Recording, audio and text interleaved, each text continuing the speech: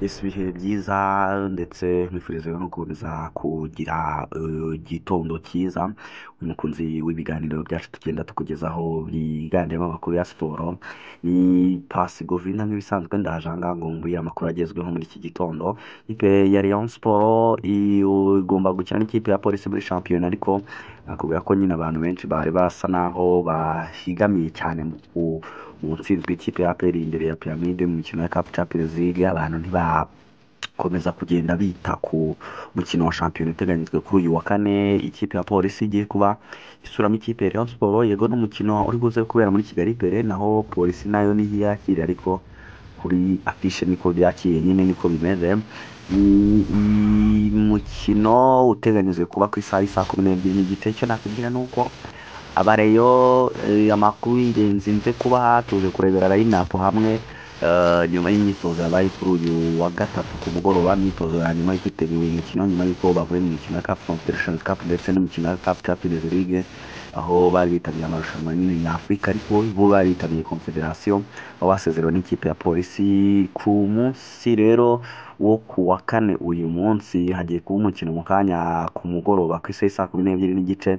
Match irabera kuri Kigali Pele. Kwinjira ni 3,000, ahasanzwe muri regular ni 5,000, muri VIP ni 10,000 ndetse muri VIP ni 30,000. Kugura itike no kukanda akanyenyeri 662 akanyenyeri 700 akanyenyeri 702 urwego, ubundi ukagura itike yawe.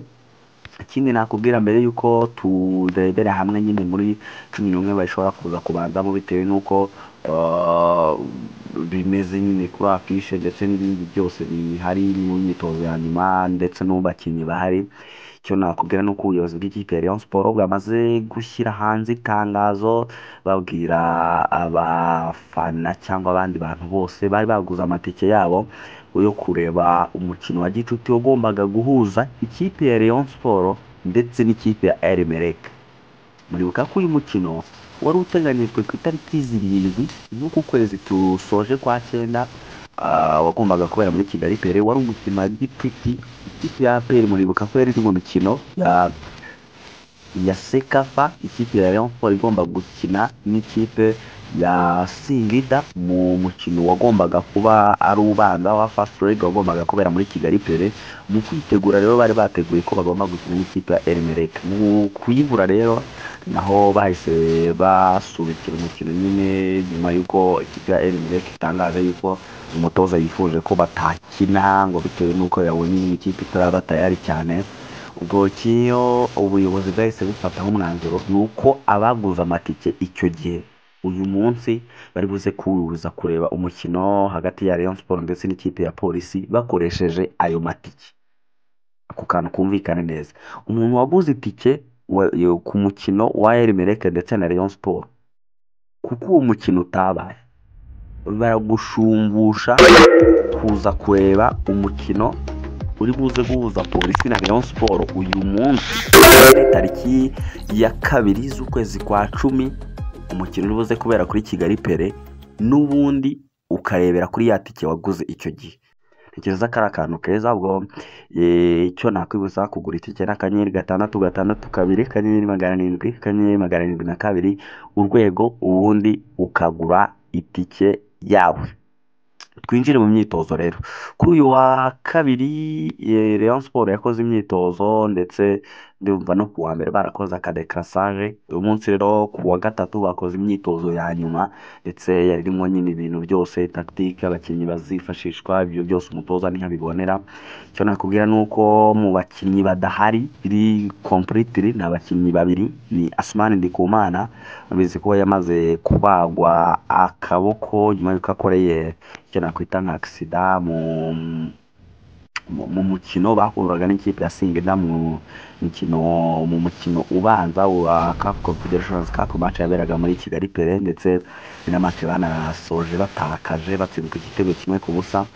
Icyo nakubwira rero ni uko uyu Asmani Ndikumana nagahari mu gihe kingana n'amezi hagati ya 2 na 3.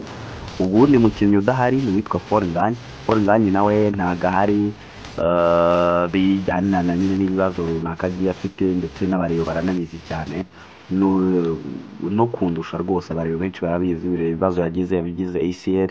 ku mukino bakinaga n'Amagaju muri faze are mu mikino y'umwaka ushize muri sezo ishize, ndetse imvune ye ishobora no kuzakomeza rwose uku kwezi kwa cumi kugasoza ataraza, ariko ukwezi kwa cumi na kumwe bwo Faranganya araba ahari.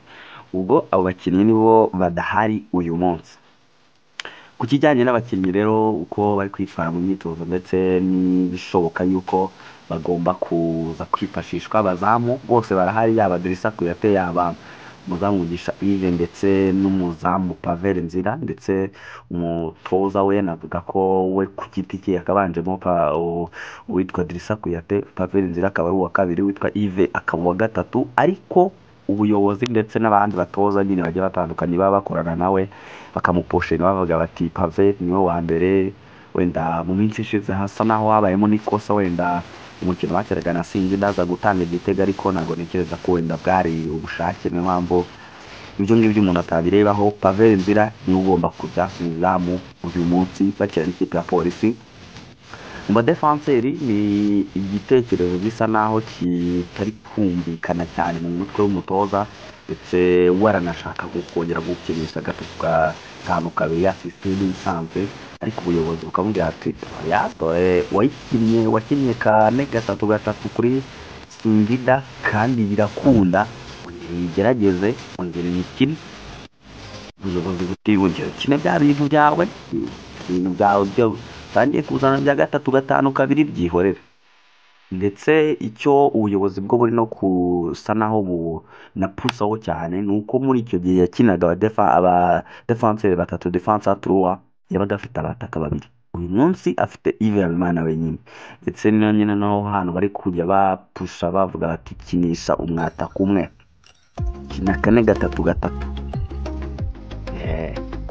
Ubwo mu badefanseri bane uko byumvikana, Kabange agomba gukina kabiri, Kabange agomba gukina kuri kabiri. Ubwo bijyanirana nyine n'ibyo umutoza yabonye ndetse n'ibyo yagiye abona mu mikino igiye itandukanye. Serumogo si umukinnyi ukiri ku rwego rwa Rayon Sport, njye mpora mbivuga. Serumogo Omar turamwubaha ngo azi kuzamura amasantere, ariko ayo masantere azamura njyewe sinyabona ubu ngubu. Ayo masantere niba yazamuraga muri Kiyovu, ubu ngubu Serumogo wo muri Kiyovu si wowe uri muri Rayon. Rero abantu bareke kugendera mu kigare. Serumogo ntabwo akiri ku rwego rw'ikipe nka Rayon Sport. Serumogo ntabwo ari we urazabanzamo, nubwo ari kapiteni. Kubanzamo byaba ari bya bindi byo kugarura defense turuwa, ubwo Kabanga akaba yasubiye muri ba batatu, ariko mu gihe Kabanga ari muzima kandi ari gukina defense y'abakinnyi bane, Kabanga agomba kuba ari gukina kuri kabiri. Kuri gatatu naho birasa naho hajemo ikintu gisa naho ari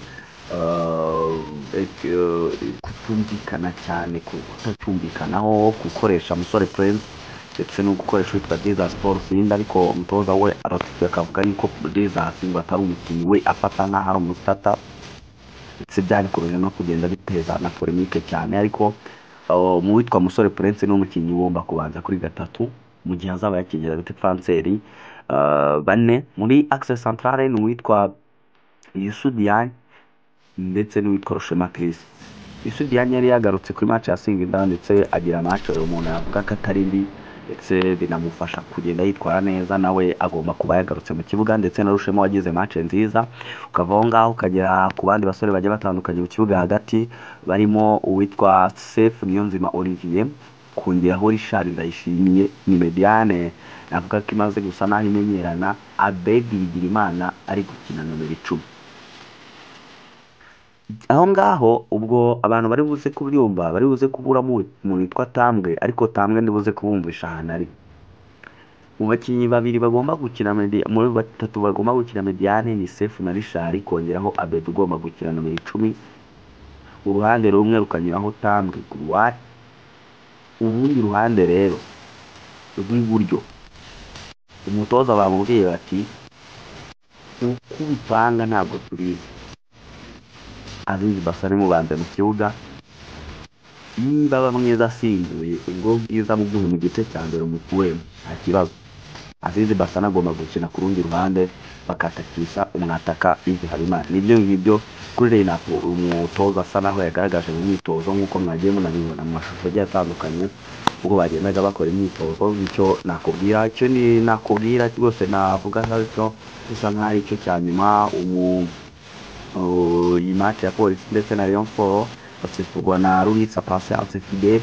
Abungiriza ni Karangwa Justin ndetse na Kimana Juliette. Nsabimana Celestin uze kuba ari umusifuzi wa kane. Ubwo navuga ko ari nk'ibyo ngibyo nakubwira kuri uyu mukino uteganyijwe muri Kigali Pele saa 12 n'igice, kwinjira 3,000, 5,000 ndetse n'ibihumbi 10 ndetse ibihumbi 30 muri VVIP, ubundi ukaba wakwirebera match yawe gatanu